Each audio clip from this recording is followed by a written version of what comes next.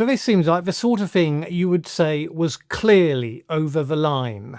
The Trump administration has been pushing countries that were hit with its most egregious tariffs to open their countries up to Elon Musk's businesses, specifically Starlink. Now, we talked a bit on this channel about how the role of Elon Musk in the Trump administration, at least as was chock full of conflicts of interest, and with no apparent ethics concerns presenting themselves to either Musk or to Trump as potential limiting factors. There's a lot to be said about the evidence that this administration is normalising what would previously been held to be astonishing and blatant levels of corruption. But it's worth focusing on this one specifically, because internal Washington communications have come to light, seen by the Washington Post, which ran an exclusive on this today, showing how some of the grift is working in practice. So let's discuss.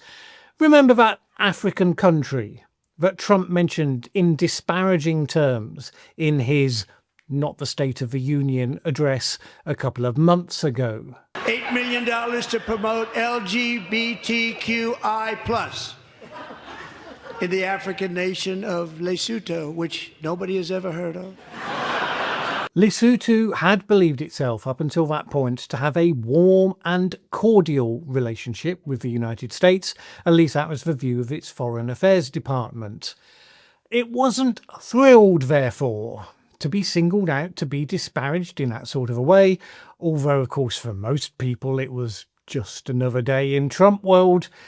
Lesotho just drew the short straw that particular day. They were presumably a great deal less thrilled to have 50% tariffs slapped on their country by Donald Trump on his so-called Liberation Day, April the 2nd. Given what a huge hit that is, how relatively undeserving the country was of it, the victim of Trump's extremely odd and counterintuitive scale for measuring how big tariffs should be. It was obviously keen to be one of the first in the queue to negotiate a deal. The country quickly approved Elon Musk's Starlink as the first ever satellite internet service license for the country. And the memo said this: as the government of Lesotho negotiates a trade deal with the United States, it hopes that licensing Starlink demonstrates goodwill and intent to welcome US businesses. Okay, that gives the impression of an awkward conflict of interest, but you could suggest that Lesotho had done that off their own bat. Maybe poor judgment on their part, but nothing to do actually with the administration. But the cache of internal messages didn't stop there. They reportedly revealed how US embassies and the State Department have been pushing nations to clear legal obstacles out of the way. So Secretary of State Marco Rubio has signed off at least 2 cables asking staffers worldwide to promote American satellite services, mentioning Starlink by name both times, presenting this as combating Russian and Chinese companies offering the same service. And we know that at least some of that is bearing fruit. India pushed through quick approvals of Starlink with the understanding that this would help them with a US trade deal. One person close to the Indian leadership told the Washington Post, "It's not likely to be an explicit element of the trade negotiations with the US, but the Indian side sees this as an important lubricant that facilitates a deal." Cambodia, which was hit with 49% tariffs on a similarly arbitrary basis, had been explicitly moving towards adopting Starlink as a means to avoiding the tariffs and getting a better deal with the Trump administration. This came after the American Chamber of Commerce in Cambodia had recommended Starlink's market entry request, amongst other things. Another cable from April 17th, 2 weeks after Liberation Day, reported that Starlink was pushing for a license to operate in Djibouti. The US embassy staffers said they would help Starlink as much as they could. So is that a problem? Well, it would probably be held to be something of a scandal if it had been any other administration doing exactly this under the same circumstances. And we're not pretending that US politics is ever whiter than white. Musk, after all, spent $277 million backing the president in last year's election. He's obviously been ripping through government machinery to little productive purpose with his Doge initiatives. That the administration is then actively promoting his internet service to countries that have just been slapped with tariffs, even if the explicit link isn't drawn, at least in writing. It speaks of huge conflicts of interest. W. Guda Moore of the Center for Global Development told the Washington Post that it appeared that more African countries are approving Starlink now, although documentation to show numbers is scarce. He said this: "If you were a South African government official, and this was before you, it would be very difficult to separate.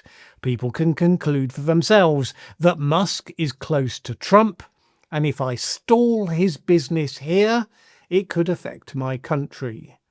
They can see their life might be a lot easier if seen or perceived as getting along with Elon Musk."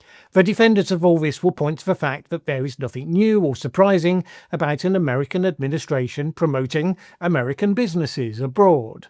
And that certainly happened under the previous administration.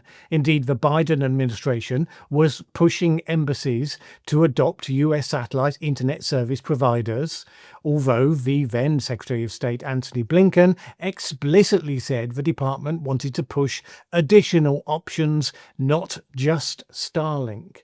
And the difference is that Musk was not a huge donor to the Biden administration. He was not an insider to their government operations. When the Biden administration promoted American businesses, it did so in a way that was not focused on a single business run by one of their closest allies and financial supporters. And it didn't do so having just slapped huge tariffs on a large number of countries, thereby creating a sense of urgency for them to seek to relieve the damage being purposefully inflicted upon them by an administration that was looking to benefit from having done so. Nevertheless, it creates a grey area that the Trump administration has been seeking to emphasize. So Evan Schwartztrauber of the Foundation for American Innovation told the Post this: "When Elon's name is attached to anything, there's all sorts of feelings. But if he weren't the CEO of SpaceX, I don't think most people would have a problem with the US government advocating for American companies to get international market access. We want American satellite companies to do well abroad, especially as our main competition is China." In principle, but it does look like a mafia deal right now. If I were a foreign leader in such an exposed position, such as Lesotho or Cambodia, maybe I would feel as though I had no choice. It was a relatively painless and easy win to offer up in the face of something that was really going to hit my economy. But remember that right now, European countries are scrambling to support and build capacity for local alternatives to Starlink, because the situation around Ukraine has led them to realise that having a service that quickly becomes essential to you can be withdrawn at a whim by the thin-skinned Elon Musk, or indeed the even thinner-skinned US president. Maybe this is a strategically bad idea. Sure, as bad as taking the same deal from China. If the US continues its current path further into the realms of autocratic rule, do you really want it routing all your internet traffic? After the Edward Snowden revelations, do you really trust a more authoritarian version of the United States not to use that infrastructure to make any sort of secrecy or privacy utterly extinct? I would be concerned about that if I were in that position. What we do know from the Starlink internal memos, and a great deal more besides, which we'll talk about further on this channel, is that the Trump administration is shaping up to be the most corrupt in US history. The Starlink stuff is probably the least of it. With Trump clearly benefiting from relations with foreigners seeking favours from the United States in violation of the emoluments clause in the Constitution, and with the breathtaking cryptocurrency activity, such as Trump's company World Liberty Financial, which seems set up predominantly to be a vehicle whereby investors of various sorts can enrich Trump and his family in return for who knows what favours. And there seems to be relatively little outrage, relatively few obstacles that will be persuading Trump and his family that there needs to be any subtlety about how they push all of this forward. At some point, surely, Americans will rediscover their capacity for such outrage. Until then, I do think that it should be reported and discussed, because anti-corruption should be one cause that can unite left and right, old and young. Should be.